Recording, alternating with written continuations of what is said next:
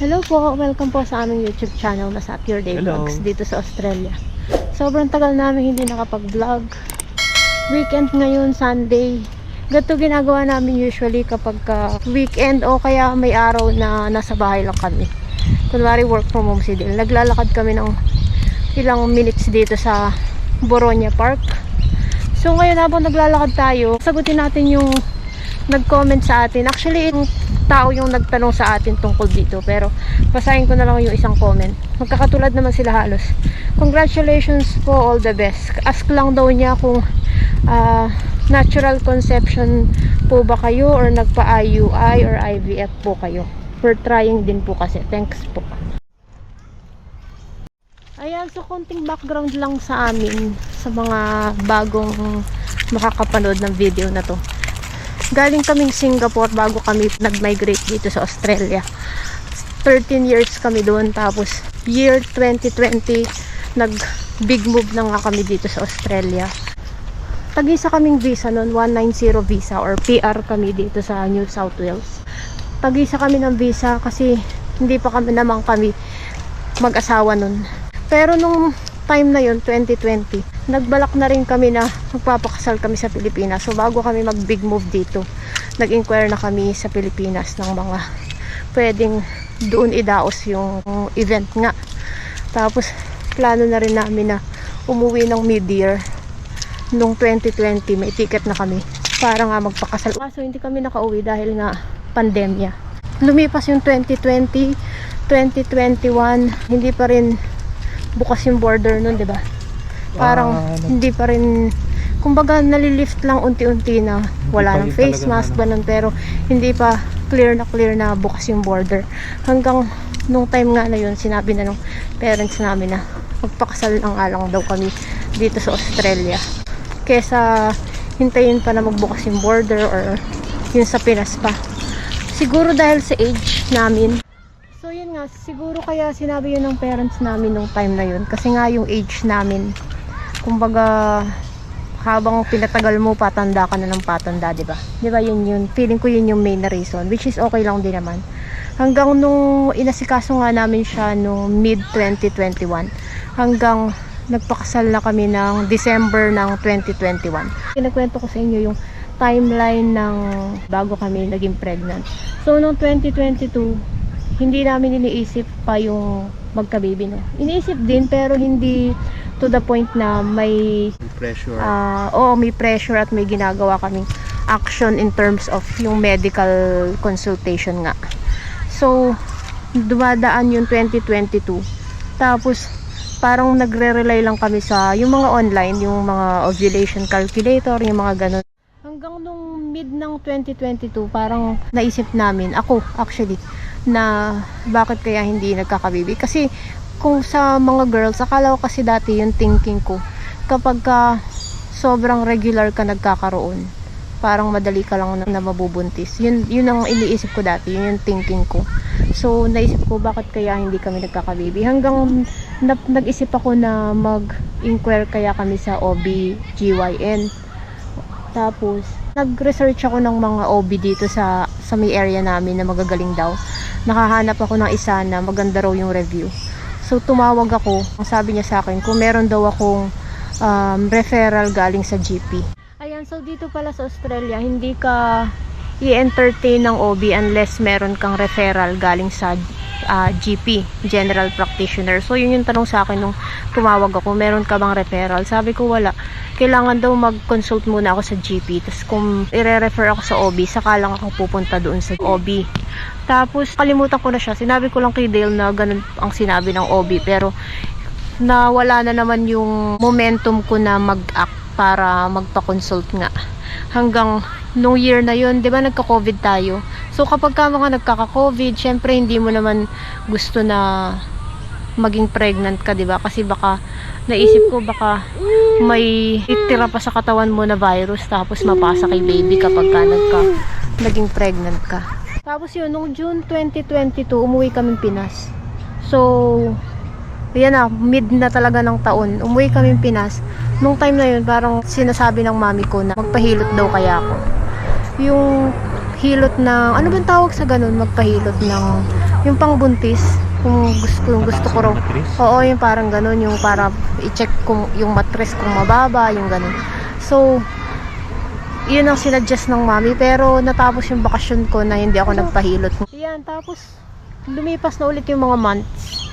August na. Actually, natitrigger lang yung gusto kong mag-inquire sa doktor. Tuwing parang every month na magkakaroon ako. Parang doon ko lang maalala na, ay, mag-inquire na nga tayo sa doktor. Pero si Dale, tuwing sasabihin ko yun, lagi lang niya sasabihin na, sige mag-inquire. Pero actually, ako yung parang hindi ko ginagawa ng action talaga.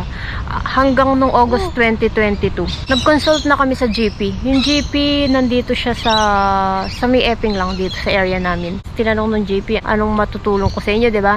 Tapos sabi mo, gusto namin magka-baby. Nung tinanong sa amin ng doktor, anong age nyo na ba ngayon? Kasi daw dito, kapag below 35, hinahayaan muna ng doktor na mag-conceive kayo naturally. Pero kung 35 pataas or 36 pataas, mga 3 months lang daw kayong hahayaang mag-conceive naturally. 6 months ba? 6 months. Tapos, isasuggest na nila na mag-IVF kayo. So ako, nung time na yun, 35 pataas na yung age ko. So, sabi nung doktor na, o sige, itest muna natin na mag-conceive kayo naturally. Tapos, later on, kung hindi, i-try natin yung IVF. Pero nung time na yun, pinag-blood test kami. Ang daming test na ginawa sa amin. Pinag-blood test kami, tapos yung mga imaging nga. Kasi chinek yung mga lining ng uterus, yung mga ganun. So, ang result nun, okay lahat yung aming blood test. Yung sugar, cholesterol, yung mga iron, lahat tinest, okay lahat. Pina-check din ng GP namin kung kumpleto raw ba yung bakuna ko. Ang bakuna ay yung sa bulutong, sa hepa, at saka may isa pang ano ba yung isa? Rubella ba yung tawag dun? Oo, rubella. So sa akin case, yung sa result, wala akong bakuna ng bulutong at saka hepa B. So pinakumpleto sa akin ni Doc yung bakuna muna tungkol sa mga yun. So kapag binakunahan kayo ng hepa at saka sa bulutong, hindi siya isang turok lang. Meron siyang duration, 3 times yung sa hepa at saka sa bulutong, pero merong after 1 month, after 2 months, di ba? Oo.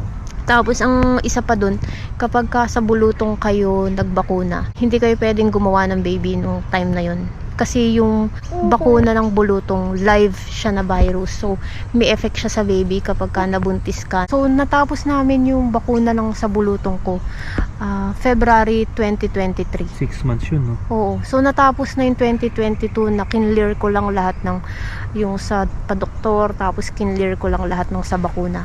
Natapos yung bakuna ko ng bulutong February 2023 na.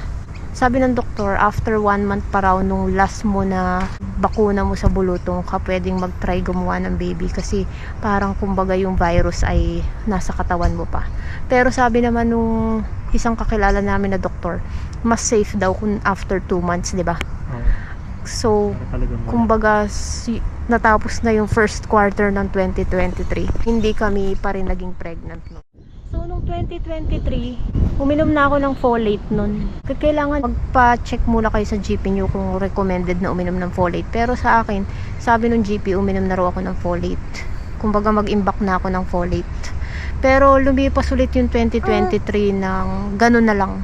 Kasi yung 2023, parang yung time na yun, sobrang stress ako. Mataas yung stress level ko nung time na yun. Ang daming nagaganap sa akin nung 2023, kaya parang lumipas na lang yung 2023. Tapos yun pa yung year na ang dami-dami mong mga natatanggap na balita na yung friend mo ay buntis, yung another friend mo ay buntis, yung ganun, 'di ba? Parang bakit kaya kami hindi pa rin kami nabubuntis, yung mga ganun. Yung isa kong friend na nabuntis, kinuwento niya sa akin, uminom daw sila yung mga iniinom na mga tonic ba ang tawag dun? Basta yung mga natural na mga drinks na mga herbal na ginagawa para mabuntis ka. So may mga ganun daw. Pero nung time na yun, tinanong ko kung paano yung ginagawa. Nagpa-blood test daw ulit sila kasi kailangan malaman nung hindi ko alam kung doktor yung gumagawa nun. Siguro naman doktor.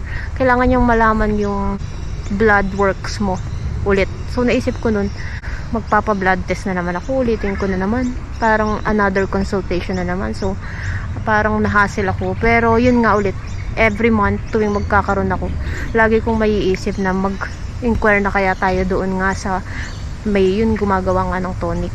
Yan na, hanggang November na naman, 2023. Natapos na naman yung 2023.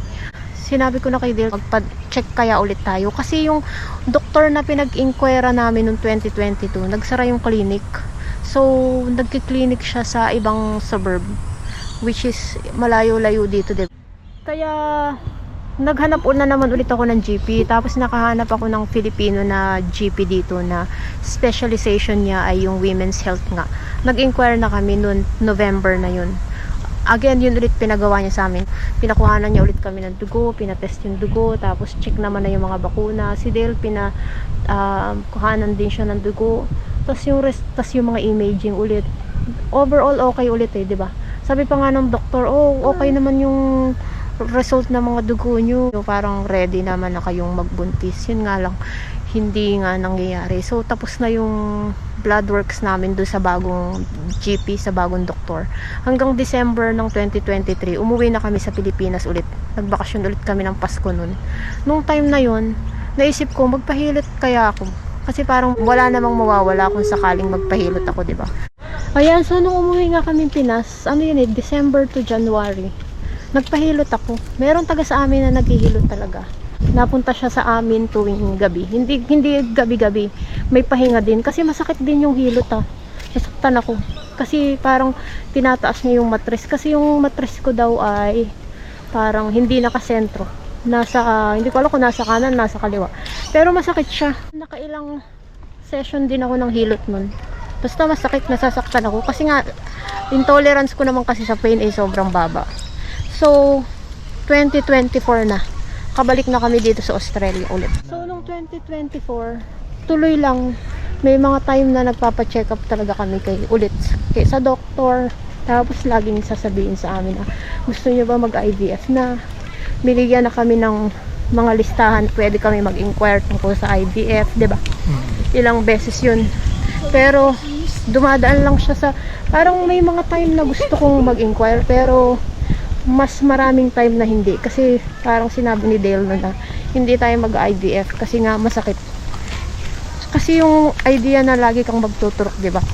Yun yung naisip namin masakit. Tapos may nakausap pa ako na isa kong kaopisina, ganun din daw sila nag-IVF.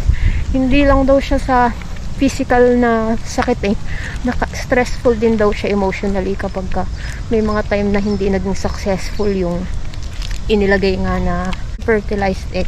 Embryo, oo. Yun, sabi niya, medyo stressful daw siya emotionally. So, nung time na yun, kasi 2021 kami kinasal. Although, December naman na yun. Hindi naman buong 2021. 2022, 2023, parang 2 years ka nang nagtatry na magka-baby, di ba? Pero hindi binibigay sa'yo ni Lord. Although, yung palang, naalala ko pala, nung hinihilot pala ako, sabi sa akin nung naghihilot na, wag akong maniwala sa hilot, pero yung kaloob pa rin daw ni Lord ang paniwalaan ko kung ibibigay sa amin or hindi. Yun ang sabi. Pero, nung time na yun, madaming beses, lalo na kapag every month magkakaroon ka, nakaka-frustrate or nakakalungkot din. 'Di ba? Na, wala na naman yung ganun. Ikaw ba, anong nafe-feel mo ng mga time na yun? Bago ko ituloy yung kwento, anong lesson or anong nafe-feel mo ng mga time na yun? Siyempre, normally, mararamdaman mo siya, nakaka-frustrate. Siyempre, gusto mo magka-baby. Tapos ginagawa nyo naman baka kakaya nyo. Yung healthy ka naman, di ba? Nakakalungkot, minsan nararamdaman mo, ayaw mo na. Oo. Paminsan, tatanong ka na lang, hey Lord, bakit wala? Pero ako never kong na-feel na hindi kami magkaka-baby. Oo. Si Dale talaga, lagi niya sinasabi sa akin na naniniwala ako na magkaka-baby na tayo. Basta this year magkaka-baby na. Ganon siya. Ayan, so tapusin natin yung vlog namin tungkol nga sa journey namin sa pregnancy. So, noong 2023 nga umuwi kami sa Pilipinas. Tapos sinubukan ko yung magpahilot. Tapos bumalik na kami dito sa Australia ng 2024. same pa rin.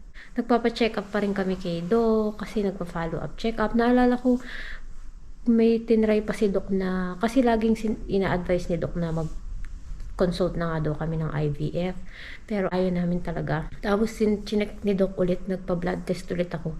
Chinek niya yung iron ko, yung thyroid, yung vitamin D. Tapos nasabi ni Doc, tingnan nga natin kung gaano kadami pa daw yung eggs. Ang galing nga dito kasi parang sa dugo pala malalaman din yung kung ilang pirasong eggs meron. Tapos sabi ni Doc nung may result na, nagulat daw siya kasi ang dami ko pa raw palang eggs kumpara sa age ko. Yung iron ko tsaka vitamin D mababa.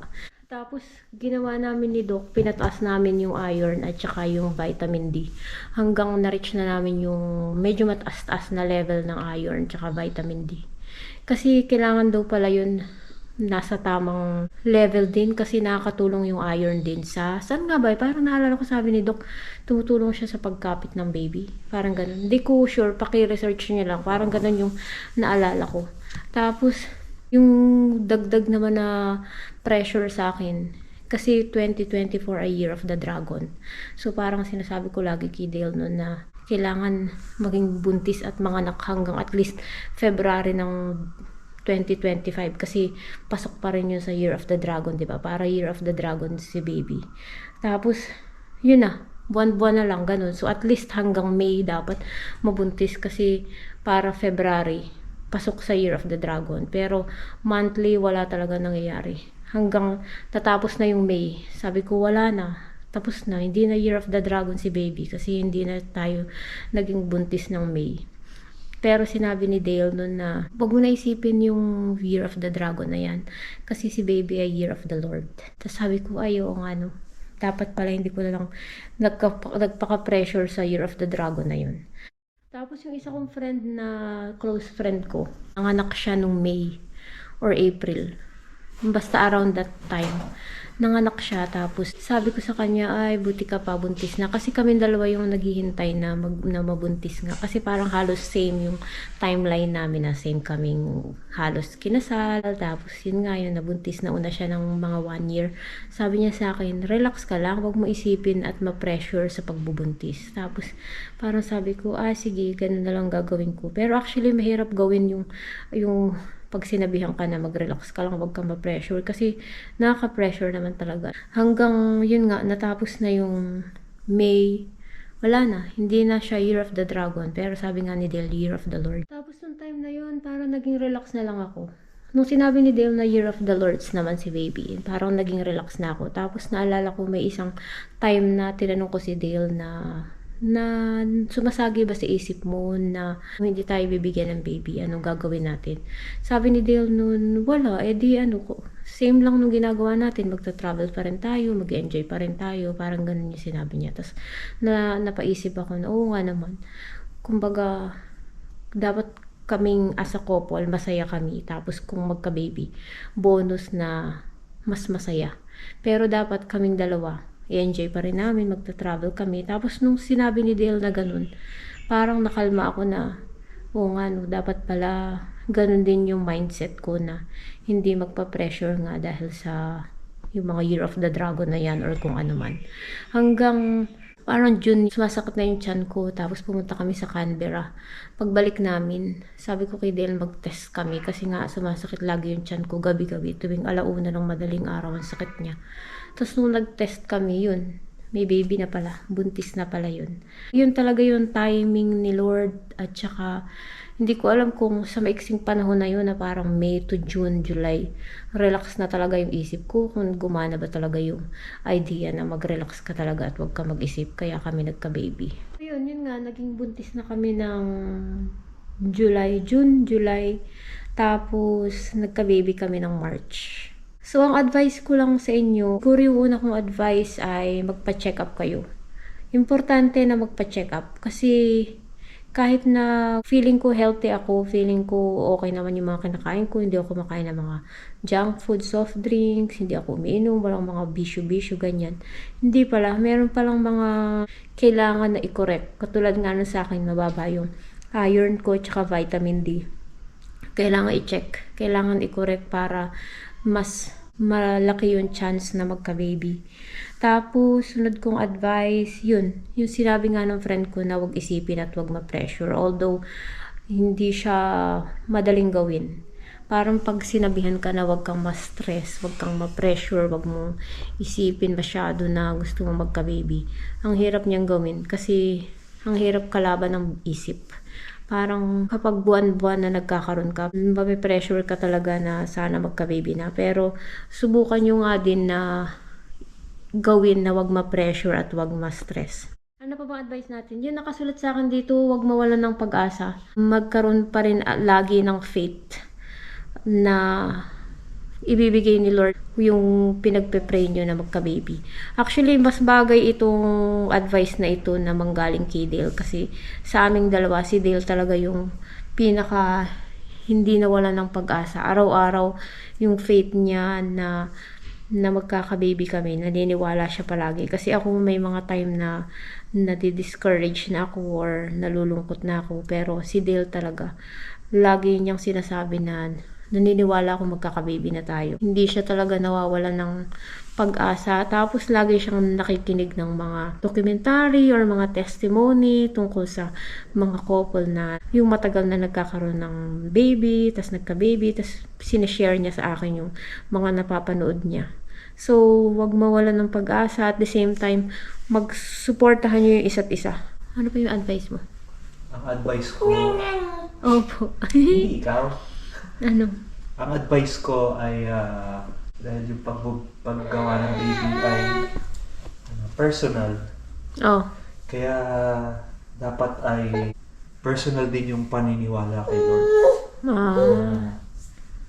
Pag sinabi niya, ibibigay niya, maniwala lang tayo rin. Mas diba yun yung unang blessing kay Adam and Eve, magkaka-baby, magkakaroon sila ng child. So, naniwala kami doon. Oo. Magkaka-baby kami. Oo, so yun yung sa Bible, yun yung verse na or yung story na aming parang binabalik-balikan yun. Adam will and Eve will conceive. Ayun. Yung sunod kong advice, enjoyin nyo lang yung waiting time habang naghihintay kayo na magka-baby. Kasi naalala ko yung sinabi sa akin ng HR nung malapit na akong mag-maternity leave. Sabi sa akin ng HR namin na enjoyin daw namin ni Dale na kaming dalawa lang. Kasi once na nagka-baby kami, 3 na kami palagi. Palagi na kaming may kasama. Hindi na kami 2 lang. So, totoo nga pala, nung lumabas na si baby, 3 na kami palagi. 'Di ba? Hindi na kami yung 2 lang kami ni Dale. So, habang naghihintay kayo na magka-baby, enjoyin niyo yung time na 2 lang kayo, mag-date kayo palagi, mamasyal kayo, magkwentuhan kayo ng matagal. Kasi, nung siguro mga first 6 months na ni baby, na-miss namin ni Dale na magkwentuhan ng gantong boses, yung normal na boses, di ba? Palagi kaming bumubulong, parang may time na na-miss namin ang normal na ginagawa namin. So, enjoyin nyo lang yung time nyo habang naghihintay kayo magka-baby. Ikaw, anong advice mo? Advice ko sa panag-aantay ay yun din yung oras para mag-prepare. Tama. Sabi ni Dale, habang nag-aantay, yun din daw yung time na nagpre-prepare. So, habang naghihintay ka, hindi ka maiinip, no? Wala kang feeling na naiinip ka kasi yung journey mo habang naghihintay ay productive pa rin. Parang ganun. Kasi nung time na nagpe-pray kami gabi-gabi para magka-baby, isa sa pinagpe-pray namin na, yun nga, Lord's timing. At the same time, i-prepare niya kami na maging mabuting parents para kay baby. So, yun yung pinagpe-pray namin gabi-gabi na hihintayin namin yung blessing ni Lord. At the same time, baka may win-work out pa si Lord sa amin ni Dale para maging mabuting magulang pagka nagka-baby na kami. Pinakahuli kong advice, yung sa mga tao naman na nakapaligid sa mga couple na alam nyo na gustong magka-baby or nagtatry magka-baby, maging sensitive din naman tayo na wag nyo nang pag-usapan yung topic na yun or i-open yung topic na yun sa harap nila. Parang hindi nyo alam kung ano yung pinagdadaanan ng mga couple na gusto magka-baby. Sa loob nila, meron silang pinagdadaanan na discourage sila, nalulungkot. So, kapag inopen nyo pa yung topic na yun, mas malulungkot sila or mas de-depress sila or kung ano man. Kasi sensitive na topic yun. Kahit nga pinaka-close friend namin yung super close friend namin, maingat sila na banggitin yung topic na yun. So yun lang, maraming salamat sa panonood ninyo. Sana ay kahit papano ay nakapag-share kami at naka-encourage kami ng tungkol sa aming pregnancy journey. Kayang-kaya nyo yan. Basta pag-pray nyo lang palagi na yung promise ni Lord na magkaka-baby kayo at maniwala kayo na ibibigay sa inyo yan. And at the same time, mag-pray kayo na i-guide kayo at bigyan kayo ng wisdom at i-guide kayo araw-araw na maging mabuting magulang. Kasi kung lumabas na si baby, doon ko na-realize na yung pinagpe-pray mo na sana magka-baby, dumating na. Pero sobrang laking responsibilidad niya. Kasi 24/7 mo siyang kailangang alagaan, bantayan, protektahan, i-love, yung ganun. Kaya habang naghihintay kayo, mag-prepare kayo. Huwag kayo mawala ng pag-asa, mag-pray lang kayo palagi at dadating din yung pinagpe-pray ninyo na baby. So maraming salamat po sa inyong panonood. Mag-ingat kayo palagi, stay safe and God bless you. Maraming salamat po. Hanggang sa muli. Bye-bye!